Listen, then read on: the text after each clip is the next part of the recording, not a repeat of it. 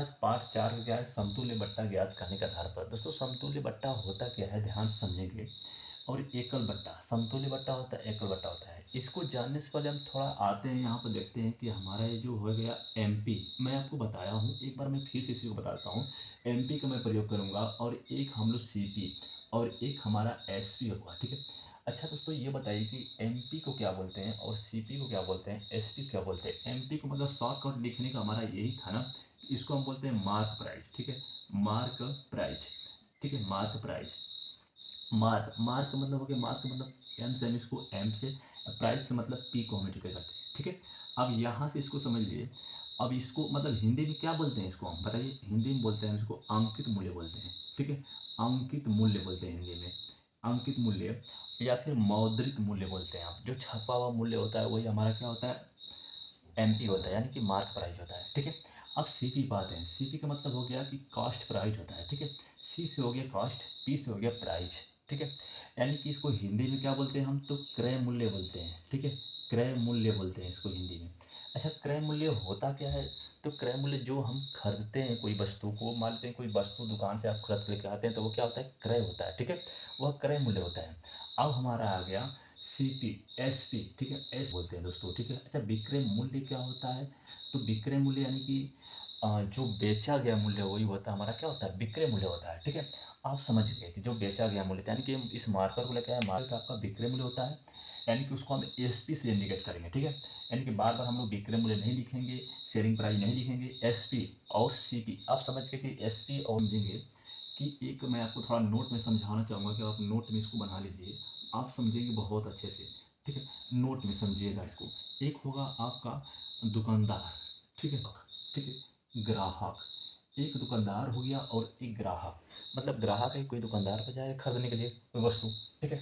अब दुकानदार को फायदा कब होगा, ग्राहक को कब फायदा होगा। समतुल्य बट्टा का मतलब हो गया कि आपको दो बट्टा दिया रहेगा, जैसे मैं बता दूं यहाँ पर समझिएगा कि एक बट्टा एक्स हो गया, एक बट्टा वाई हो गया, ठीक है। एक बट्टा एक्स हो गया, एक बट्टा क्या हो गया, वाई हो गया। इसका समतुल्य बट्टा निकालने के लिए बहुत आसान है। एक्स वाई का मतलब हो गया कि हम करेंगे X plus Y minus X into Y बटा के 100, ठीक है। आप इस पर निकाल सकते हो बहुत आसानी से। अच्छा ये दो बट्टे कैसे आपको मिलेंगे, ठीक है, थोड़ा मैं इसको बेसिक समझाना चाहूँगा आपको, फायदा इसको कैसे समझें। दुकानदार को फायदा कब होगा, तो आप बताएंगे। अच्छा आप बताइए दुकानदार को फायदा किस पर होगा, बताइए। तो आप बताएंगे सर इस पर जो होगा ना, विक्रय मूल्य पर होगा। विक्रय मूल्य होगा, जाहिर सी बात है दुकानदार कोई वस्तु बेचेगा तो सोचेगा कम छूट देकर उसको बेच दें हम, ठीक है। तो उसको किस पर होगा, विक्रय मूल्य पर होगा, ठीक है। दुकानदार को फायदा किस पर होगा, विक्रय मूल्य पर होगा, ठीक है। विक्रय मूल्य पर, विक्रय मूल्य पर दुकानदार को फायदा कब होगा, विक्रय मूल्य पर उसके होगा। अब विक्रय ज़्यादा करेगा, है ना, जब वह ज़्यादा, यानी कि ज़्यादा, ठीक है, ज़्यादा ज़्यादा विक्रय मूल्य करेगा और किस पर, मतलब छूट कम करेगा, मिनिमम बोलेंगे, ठीक है। यानी कि छूट कम देगा तब किसी वस्तु पर। मान लेते हैं कि इसको बेचना है हमको, तो अब इस पर कम छूट दे के बेचेंगे तभी तो हमको फायदा होगा, यानी कि वही विक्रय मूल्य होता है, ठीक है। दुकानदार को फायदा किस पर होगा, विक्रय मूल्य पर होगा, ठीक है। वह ज़्यादा भाई होगा, जैसी बात है, ज़्यादा उस पर फायदा होगा उसको, ठीक है। अब आते हैं कि कैसे हम जानते हैं कि वह उसको विक्रय मूल्य पर कैसे फायदा होगा, ठीक है। तो उसको मान लेते हैं कि दो, मैंने बोला कि दो बट्टा देगा, ठीक है। एक ही वस्तु को मान लेंगे दो बट्टा दे दिया।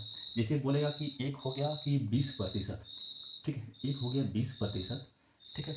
अब इसी 20% हो गया, आप बताइए कि आप इस पर 20% है तो दुकानदार को इस पर ज़्यादा फायदा होगा, या फिर मैं इसी 20 को तोड़ कर दूँ यहाँ पर 10% और यहाँ पर 10% हो गया, ठीक है। आप बताइएगा 10 10 दो बट्टा हो गया, ये भी तो 20 हुआ और ये आपका 20% है, ठीक है।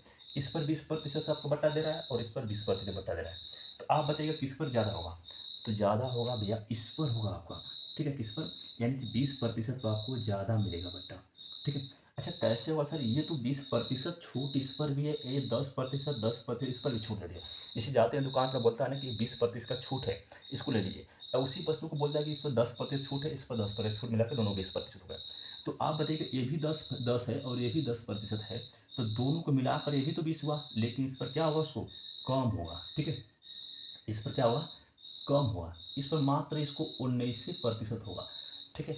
ये जो अलग अलग बट्टा आपको जब दे के बेचते हैं दुकानदार ना, वो क्या होता है जानते हैं आप, वो आपको कम देते हैं, ठीक है। कम, मतलब क्या हो गया कि वो आपको कम में 1 रुपये में बेचते हैं। अगर इस पर आप लेंगे तो आपको क्या होगा, आपको ज़्यादा होगा, ठीक है, 1/5।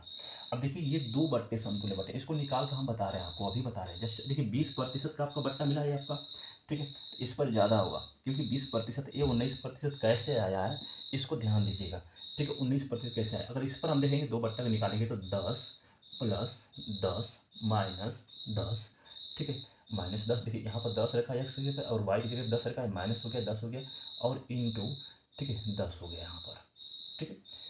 अब ध्यान दीजिएगा यहाँ पर कट गया आपका 100 बटा क्या है, 0 से 0 कट गया, यहाँ पर 0 से 0 कट गया आपका, ठीक। एक का गुणा एक के, यहाँ पर देखिए ये 20 हुआ, ठीक है, 10 और 10 20 हुआ, -1 बराबर क्या मिला आपको, 19% ही मिला, ठीक है। अब देखिए यानी कि ये भी 10 था, ये भी 10, दोनों को मिलाकर 20 हुआ, लेकिन अलग अलग बट्टा था इसलिए इस पर क्या हुआ, कम, ठीक है, यानी कि 1 रुपये का प्रॉफिट होगा।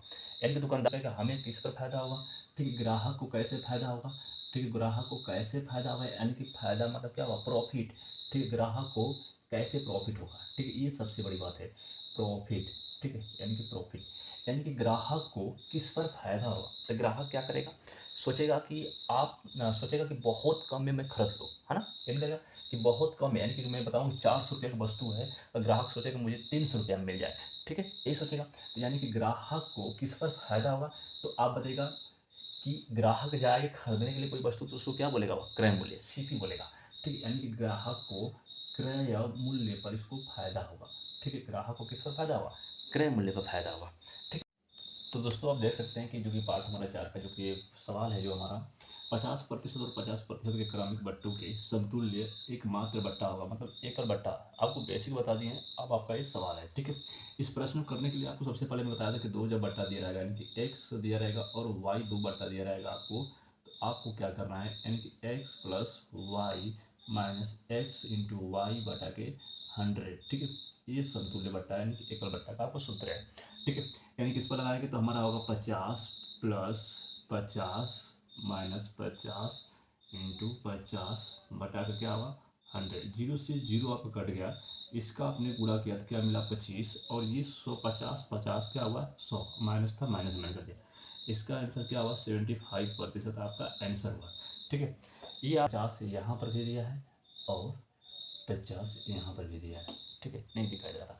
अब देखिए 50% बट्टा और 50% बट्टा, इसको 2 तरीके से कर सकते हैं। इनके 50 का अगर निकालेंगे 50 का, तो 50 और इसका बट्टा निकालो भाई 50, ये हो गया 50 बटा 100, यानी कि 0 से 0 आपको कट गया, कितना मिला आपको 25 मिला, ठीक है, और 25 मिला, और इसमें से जो 50 आपका देखिए 50% बट्टा है तो 100 पूरा होता है प्रतिशत के बाद, इसमें से 50 50 निकल गया तो क्या मिला आपको 50 ही मिला, ठीक है। तो 50 ये हो गया आपका, 25 ये हो गया, कितना हुआ आपका 75%, ठीक है। आप ऐसे भी लगा सकते हो, मेथड 2 से भी लगा सकते हो, ठीक है। ये आपका जो नियम है मेथड 2 का नियम है, ठीक है, यानी कि शॉर्ट है थोड़ा, ठीक है, आप इसे आसानी से लगा सकते हो। ये आपको अगर नहीं आ रहा है तो आप इसको सूत्र के माध्यम से इसको लगा सकते हो, ठीक है। चलते सकते हैं कि 30% तथा 40% की क्रमवार कटौतियाँ किस एकमात्र कटौती के समतुल्य होगा, ठीक है, ये आपका प्रश्न है, बहुत आसानी से आप कर सकते हैं।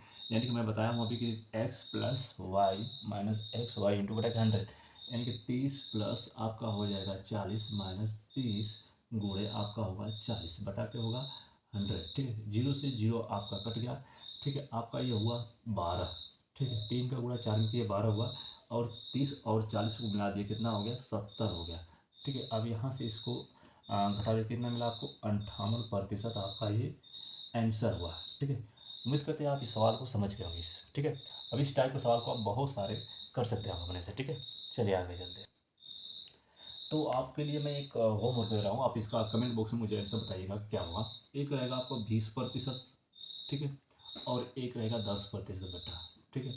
इसका कमेंट बॉक्स में बताइएगा आंसर आपका क्या होगा, ठीक है। ये आपके लिए है सवाल, 20% और 10% के लिए, ठीक है, समतुल्य का बट्टा क्या होगा, ठीक है, इसको बताइएगा।